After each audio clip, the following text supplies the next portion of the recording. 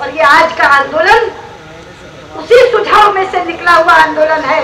और वही किसान मोर्चा के राष्ट्रीय अध्यक्ष बैठे थे, उन्होंने कहा मैं आपके सुझाव को स्वीकार करता हूँ, दिल्ली में जब संसद चल रही होगी तो दिल्ली के संसद मार्ग पर हम इसका धरना प्रदर्शन करेंगे। और जैसा कि राजनाथ सिंह जी ने कहा, मैंने उसी दिन ऐलान किया था कि आने दीजिए मानसून सत्र, हम संसद में इसको उठाएंगे। और राजनाथ सिंह जी से ध्यानाकर्षण प्रस्ताव भी हुआ है। स्वयं राजनाथ सिंह जी की हुंकार और गर्जना आप सुनेंगे मानसून सत्र में, जब रासायनिक दामों की बेतहाशा बढ़ोतरी के ऊपर राजनाथ सिंह जी हुंकार भरेंगे संसद के अंदर। मित्रों, जिस न्यूट्रिएंट बेस्ड पॉलिसी की बात राजनाथ जी कर रहे थे, ये पॉलिसी आखिर क्या है? ये पोषक तत्व आधारित पॉलिसी है। उन्होंने कहा कि यूरिया अभी भी कंट्रोल में है, यूरिया पर भी 2 तरह के दाम लागू हैं। जो यूरिया अकेले यूरिया के रूप में बिकता है वो अभी कंट्रोल रेट पर मिलता है, लेकिन वो खाद जिसमें यूरिया मिलाया जाता है वो भी न्यूट्रिएंट बेस्ड पॉलिसी के नीचे आ गया, वो भी पोषक आधारित तत्वों के बीच में आ गया। अकेले यूरिया में 46% नाइट्रोजन है और बाकी 23% उसमें पोषक तत्व हैं। ये पोषक तत्व आधारित सब्सिडी क्या है? ये पोषक तत्व आधारित सब्सिडी किसान को नहीं दी जाती, ये दी जाती है उन कारखानेदारों को जो खाद का उत्पादन करते हैं, उन आयातकों को जो विदेशों से इसका आयात करते हैं। लेकिन वही सब्सिडी को किसानों को ट्रांसफर नहीं करते। ये मेरा आरोप है। आप कहते हैं हमने 1 लाख करोड़ की सब्सिडी घटा करके आज 63,000 कर दी, लेकिन जिनको आप दे रहे हैं वो उनकी जेबों में जा रही है, वो किसान को नहीं मिल रही। और अगर किसान को मिलती तो 520 का यूरिया का DAP का कट्टा 1250 का नहीं होता। इसलिए हम यहाँ मांग कर रहे हैं, पहली मांग है हमारी, ये सब्सिडी किसानों को डायरेक्ट दी जानी चाहिए, उनके खाते खोलो। मध्य प्रदेश में हमने हर किसान का ऑनलाइन अकाउंट रखा। इस बार जब हमने उनसे गेहूं खरीदा, किसी को पैसा नकद नहीं देना पड़ा, कोई खड़ा होकर के वहां बीच में कमीशन खोर नहीं था। इधर वो तोलता था और उधर कंप्यूटर कहता था इतना इन्होंने गेहूं दिया, इतना पैसा और इतना बोनस, दोनों का ऑनलाइन अकाउंट उसके खाते में पैसा चला जाता था। सारे किसानों के खाते खोलो और डायरेक्ट सब्सिडी किसान को ट्रांसफर करो, ये हमारी पहली मांग है। और दूसरी हमारी मांग है, जब तक ये न्यूट्रिएंट बेस्ड पॉलिसी की समीक्षा नहीं होती, जो कहा है राजनाथ सिंह जी ने, तब तक ये बढ़े हुए दाम तुरंत वापस लो। ये जो कट्टा 520 का 1250 का कर दिया है, ये बढ़े हुए दाम तुरंत वापस लो। ये हम आज के धरने से मांग करने के लिए आए हैं। मित्रों, खाद धरती का प्राण बन गई।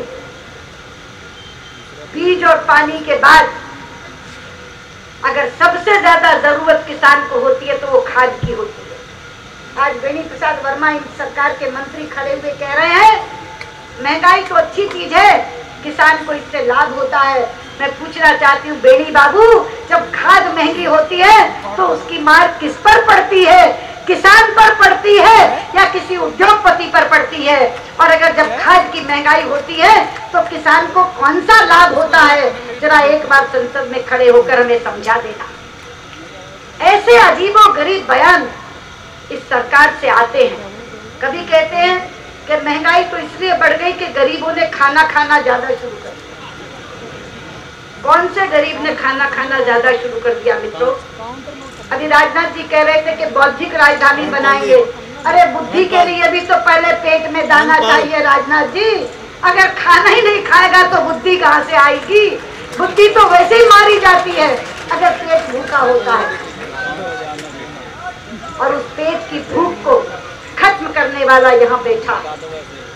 मैं तो प्रणाम करती हूँ आपको, सलाम करती हूँ आपको कि इतने विपरीत परिस्थितियों के बावजूद आप इतना अन्न पैदा कर रहे हैं।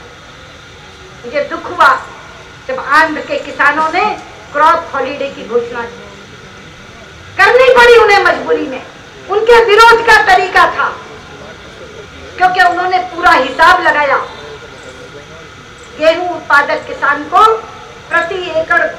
1000 रुपए का घाटा होता है। धनखड़ जी ने राजस्थान में एक बार केवल गेहूं उत्पादक किसानों की मीटिंग बुलाई और वहां यह आंकड़ा सामने आया था, प्रति एकड़ 2000 रुपए का घाटा कोई क्यों उठाएगा। एक फैक्ट्री वाले की अगर फैक्ट्री का माल नहीं उठता और घाटा होने लगता है, अगला ताला लगाता है, मजदूरों को निकालता है, कारखाना बंद करके चल देता है। कितने कारखाने बंद होते हैं, लेकिन किसान ने ये रास्ता कभी नहीं अपनाया था। उसे पता ही नहीं था कि विरोध का भी ये तरीका हो सकता है। फैक्ट्री वाला कहता था जब लाभ नहीं हो रहा तो घाटा क्यों उठाऊं, कम से कम घाटा ना होना ही मेरी बचत होगी। और कारखाने को ताला लग जाता था, कहते थे लॉकआउट डाल दिया। लेकिन पहली बार आंध्र के किसानों ने विरोध का ये रास्ता अपनाया और उन्होंने कहा कि 1 साल तक हम फसल नहीं बोएंगे, और फसल नहीं बोई। मैं सोचती हूँ क्या सरकार ने कभी उस खतरे को भांपा है कि अगर देश भर में किसान विरोध का ये तरीका अपनाने लगे कि खेती मेरे लिए लाभ का धंधा नहीं है, मैं ये घाटा क्यों उठाऊं, 2000 रुपए प्रति एकड़ अगर मुझे घाटा होता है तो मैं बोऊंगा ही नहीं, तो कहाँ जाएगी इनकी वो खाद्य सुरक्षा जिसका ये गुणगान करते नहीं थकते, और कहाँ जाएगा हिंदुस्तान का वो आदमी जिसको आज भर पेट रोटी नहीं मिल रही। अगर किसान उगाना बंद कर देगा तो वो कहाँ जाएगा, कभी सोचा ही इन्होंने। इसलिए सबसे ज्यादा जरूरत है कि जो औरों का पेट भरता है उसकी खेती को लाभ का धंधा बनाओ, उसे लागत मूल्य से ज्यादा मूल्य दो। आप 100 रुपया समर्थन मूल्य बढ़ाओगे, लेकिन खाद के कट्टे का दाम अगर 750 रुपए बढ़ा दोगे तो एक हाथ से लिया और दूसरे हाथ से दिया वाली बात हो जाएगी। उसकी जेब खाली ही खाली रहेगी, वो 100 रुपए के समर्थन मूल्य से उसका कुछ बनने वाला नहीं। आपका समर्थन मूल्य उसको घाटा दे रहा था, इसीलिए हमने 100 रुपया बोनस दिया। लेकिन मैं कहना चाहती हूँ कि जब आपकी खाद के दाम बढ़े तो हमने संघर्ष का ऐलान किया। आज उसी संघर्ष के लिए हम आज इस संसद मार्ग पर बैठे।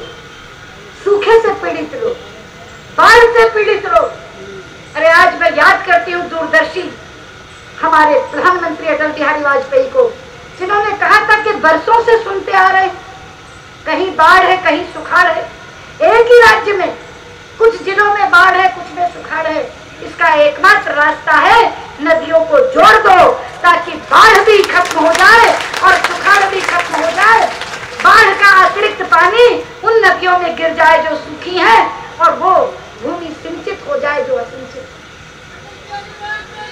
लेकिन आज 8 साल हो गए हमारी सरकार को गए, आज 8 साल हो गए, एक नया पैसा इन्होंने उस योजना पर नहीं लगाया।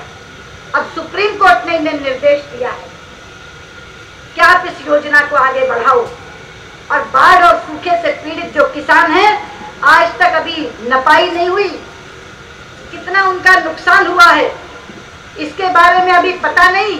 राजनाथ जी, वो जो बाढ़ और सुखाड़ का, राजनाथ जी मैं कहना चाहती हूँ, जो बाढ़ और सुखाड़ का अपना प्रस्ताव लगना था, उस दिन शरद पवार ने मना इसलिए कर दिया कि अभी मेरी सारे मुख्यमंत्रियों से बात ही नहीं हुई, अभी हम मुआवजे का पता ही नहीं कर पाए कि नुकसान कितना है।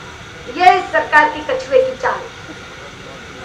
हमारा बाढ़ और सुखाड़ का प्रस्ताव अभी 4 दिन पहले लगना था, लेकिन कृषि मंत्री कहते हैं कि वो मुआवजे के नुकसान की अभी आकलन नहीं कर पाए, अनुमान ही नहीं लगा पाए। तो हम कैसे इस पर जवाब दें? सरकार जवाब देने के स्थिति में नहीं, ऐसी परिस्थिति पैदा हो गई। लेकिन आज जो हुंकार आप यहाँ से भर रहे हैं, ये उन्हें सुनाई तो नहीं देगी आज, क्योंकि संसद नहीं चल रही। पर आपकी आवाज बनकर मैं, राजनाथ जी और जो बाकी लोग यहाँ बैठे हैं संसद के, वो उस हुंकार को वहाँ संसद में भरेंगे। और ये दोनों लड़ाइयाँ, सूखा और बाढ़ से पीड़ित किसानों को राहत, और दूसरी लड़ाई रासायनिक खादों के दामों में बढ़ी हुई बढ़ोतरी वापस, इन दोनों लड़ाइयों को हम वहाँ लड़ेंगे, ये विश्वास देकर मैं अपनी बात को समाप्त करती हूँ। बहुत बहुत धन्यवाद।